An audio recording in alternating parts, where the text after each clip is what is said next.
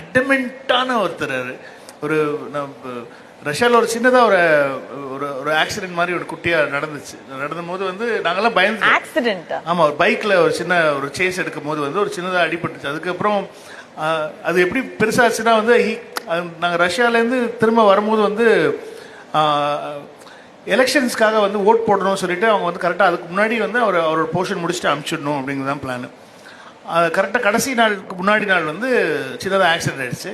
அந்த இடத்துல அவர் திரும்ப அதெல்லாம் எடுத்துட்டு அவர் மத்தியானமே நம்ம முடிச்சிடலாம், நீங்கள் கிளம்புங்கண்ணா அப்படின்னு சொல்லி எனக்கு அவருடைய evening flight God cancel.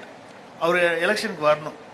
Okay, எலெக்ஷனுக்கு இந்த ஓட் போட வரணும். ஆனால் வந்து ஃப்ளைட் வந்து பிகாஸ் ஆஃப் துபாயில் ஃப்ளட்ஸுங்கிறதுனால வந்து கேன்சல் ஆயிடுச்சு.